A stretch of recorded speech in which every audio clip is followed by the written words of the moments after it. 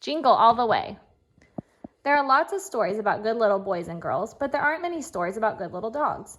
This is a story about Jingle, the husky pup. And Jingle was a good dog.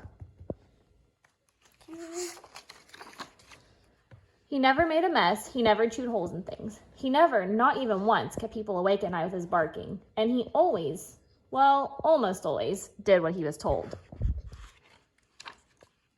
One day, Jingle was resting beside the front steps of Pineville Elementary School. Suddenly, the bell began clanging out loud, and the children who were inside ran outside. Jingle was so happy. So he came back the next day, and the same thing happened. The bell rang, and the children hurried out. It was amazing. Kevin patted his belly. Sarah scratched his ears. Jennifer said, "Jingle, you're a good dog." Jingle loved to bark hello. Jingle loved to sing.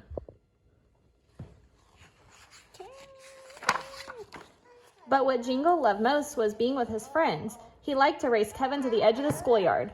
Every day, Kevin said, "Bye, Jingle, it's time for me to go." Sometimes he'd follow Sarah to the school bus, but Sarah only said, "Sorry, Jingle, I've got to go home." One snowy day, Jingle dashed all the way to Jennifer's house. Jennifer laughed. "Silly dog, Jingle, you've got to go home." Usually, Jingle did exactly what he was told, but he didn't have a home, so he couldn't go there.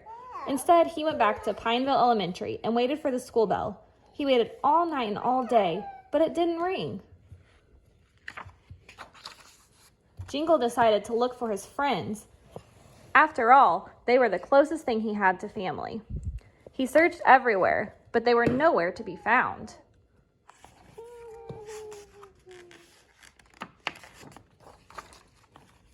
Then Jingle remembered seeing a very long line at the toy store. What were they waiting for so patiently? Was it important? The very thought of finding his friends made Jingle want to sing, but when Jingle arrived to the store, there were no children. There was only colorful storefront windows and a whole lot of quiet.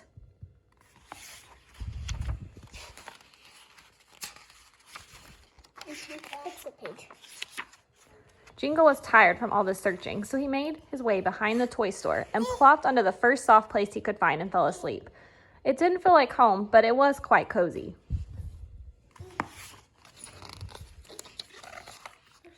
Moments later, someone carefully lifted the bag Jingle had snuggled into. "Well, what do we have here?" a voice spoke warmly. "Someone all alone? On Christmas?" Placing the green velveteen bag in front of the sled, the man remembered a letter he'd been given earlier that day from a good little boy at the toy store. "Ho, ho, ho," he said to himself. "This gives me an idea." He wasn't sure what was going to happen, but suddenly, Jingle felt very happy. The next morning, Jingle was surrounded by the smell of pine and peppermint. There was a fancy collar around his neck with a bell that jingled whenever he moved. But the best surprise of all came when Jingle saw Andrew, one of his friends from school. "It's Jingle," Andrew said. "Jingle, you're such a good dog."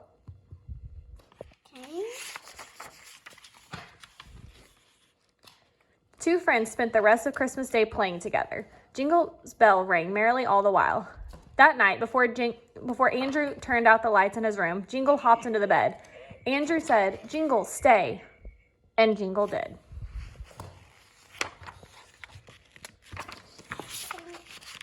The end.